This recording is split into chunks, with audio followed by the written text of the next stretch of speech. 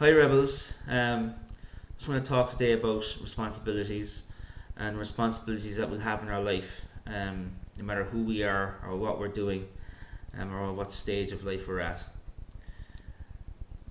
In the general course of your life, you will have responsibilities. You'll have responsibilities to your family, and that could be to maybe supporting yourself so that your parents don't have to worry about you anymore. It could be to the children that you have, that you can support them. It could be to your partner, that you have to be able to support each other, that they know they can rely on you to be able to fall back on if things go tough for them as well. Could be in work, could be to your work colleagues. You have responsibilities as people that you are working alongside of, that they can commit to you, commit to being reliant on you, that they know you can back them up in whatever they need to do. So there's many things. The one main thing though that you need to worry about and have responsibility to is yourself. If you don't take care of yourself and have responsibility to yourself, then all the rest of the things that I've just mentioned will fall away. If you don't take care of your health, then you may not end up being sick an awful lot, and then become dependent. Your partner then is someone that has to take care of you then a lot. And if that happens, and that's okay. That's what partnerships are for. Relationship partnerships are for that. But you want to try not to have that happen. You want to try to be the person there for them. Your kids may end up having to support you, and your work colleagues may end up having to work alone because you can't do certain tasks, or many other different reasons. Your parents may have to take care of you because you're not in a fit state yourself to take care of yourself. And this generally is not what we need to be looking towards achieving. I find a lot of people will probably try to put themselves subconsciously into positions where they are failing because they think that they have to end up a certain way because their parents had this ailment, or their grandparent or an uncle or an aunt that they feel that connected to, or that they feel that they're genetically similar to, and so then they're going to end up with that ailment. And the best way to fix those things is to not wait for it to happen, but to go out and seek ways of stopping it happening, or to maybe slow down the process for as long as possible, so that you can take better care of yourself and get into a better position to be able to support yourself no matter what kind of problem that is that arises. You need to take time to take care of your mind. Take time to give yourself a chance to develop your ideas. Give yourself a chance to slow down, take stock, review. And you can do that through meditation or prayer or whatever it is people like to do. And you can even do it in exercising. If you're exercising, you can get into a zone where you just let the mind wander and go through things in your head properly about what you've done and what kind of direction you want to go. Because your future is totally dependent on how you're acting right now. You may end up in a situation where you won't have your children in your life. You may not have your partner in your life. You may not have the job that you have now. All down to the actions that you take now. So a lot of people kind of feel that once they get to a certain goal, having, you end up having children and you end up having a life and with your family, your partner, that this is it now. We can just kind of sit back and let it kind of roll on. Well, it doesn't generally tend like that. If you don't take care of things and if you're not responsible for them, then things can tend to start falling behind.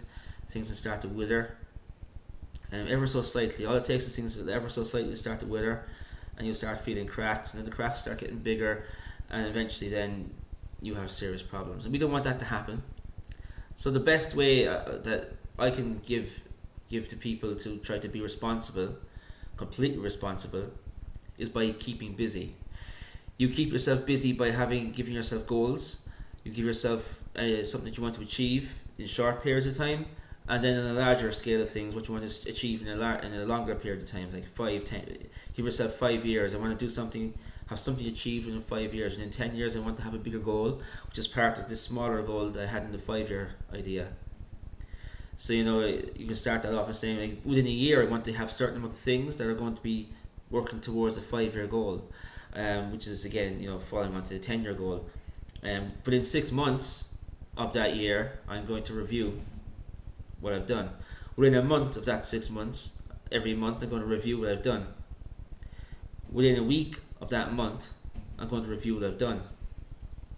So then you give yourself something to work towards. If there's a course you need to take that course, increase your knowledge, increase your value in yourself. Maybe it's something you want to do in healing yourself. You want to do something in learning a new skill, and whatever it is, you should go and do that course. You should go seek it out. There are so many courses you can get, and most of them will be starting up at any time. Once you're looking out for these things, they'll come towards you, and you just go after them and you do them, because a piece of knowledge that you've gained is a piece of knowledge that you can never lose. If you keep wondering about what something could be, it'll stay a wonder and never become a reality for you. So you need to have a balanced life as well, and by balanced life I mean when you look at the clock, you've got 24 hours in a day, and you can break that evenly into 3 parts, which is 8 hours. So you get 8 hours in general for sleep. I recommend you try to get in 7 to 8 hours sleep. Pretty not much. Don't do any more than that, because if you have too little sleep, then you may survive for a day or two on that with maybe 6 hours sleep or 5 hours sleep. But into the third day, definitely you're going to start falling down. You're going to start losing your attention on the things that matter. So generally try to hit around the 8 hours sleep. So you get to bed on time and get up on time. You get up on time to do the things you need to do. If that's to have a shower, get your clothes ready for the day, prepare your diary, make appointments, start sending out emails, start doing whatever you need to do, gathering information, seeing what's happening. That'll help you complete your day. So you get up and do that. Then you have your work, and your work can be working in a job for somebody else, or if you work for yourself, or whatever you do, or it could be you're working towards working. So you could be trying to find a job. So somebody said to me a good while back, and it's really stuck in my head when I was a young guy, that to find work you need to work. So you need to make that into your full-time job. Finding a full-time job is a full-time job, and you will need to approach that as such. So you need to get up in the morning and get yourself ready as if you were going to go to an interview. You need to get yourself ready in preparation to find different things you can apply for. You need to get yourself ready in preparation for knowledge about companies that you may want to go working for, or that you may have arranged interviews for. So it's a constant process, and maybe some other video that I can maybe make at some stage about how to prepare for interviews, and how to prepare yourself for getting a job, even jobs that you may think that you have no relevant qualifications in, because we've helped people do that too, as I said, we'll maybe make another video about that. So that's the work, and even in the course of that work, you may be doing some self-development stuff. You may be developing yourself by learning new things that you want to do in a new job you want to kind of go towards, or bettering the job that you're in. So work can be development as well. So if it's self-development, then it's part of work. You need to have 8 hours then of play, entertainment, and that can also be part of your development.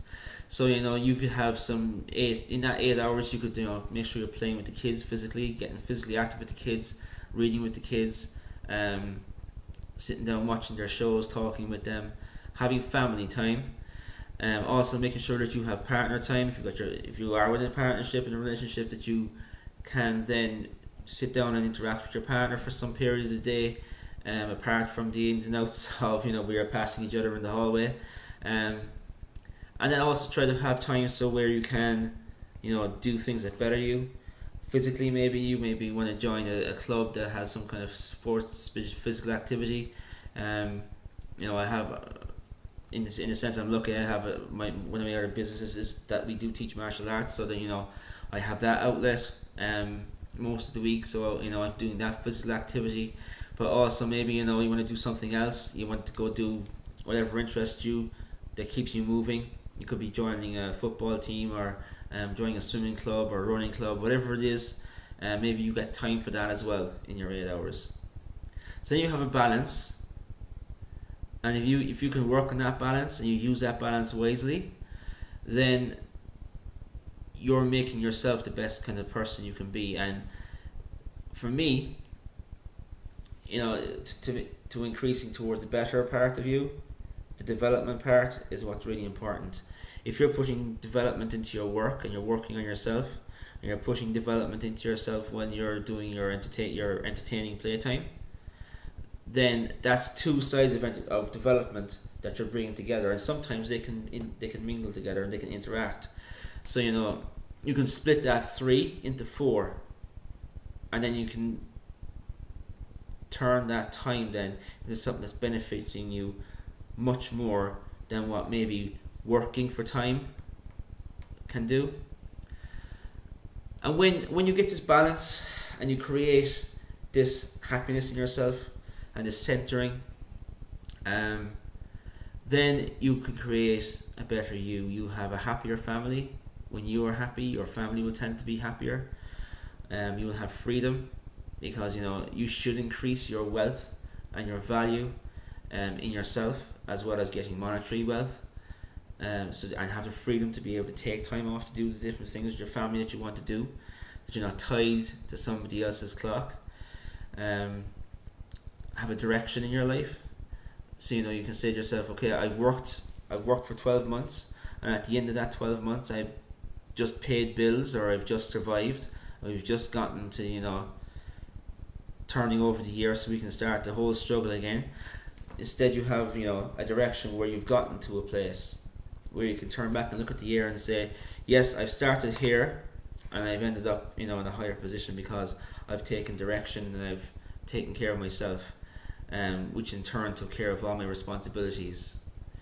You need, and that's the big part of it, that you're taking care of yourself so that you can take care of everybody else around you who needs that caring. That you're not just being narcissistic and you're keeping your mind on the bigger picture. It's not just all for you, it's for all that you have, all who are in your life, and all that rely on you. So thanks for listening, guys, and I'll talk to you soon.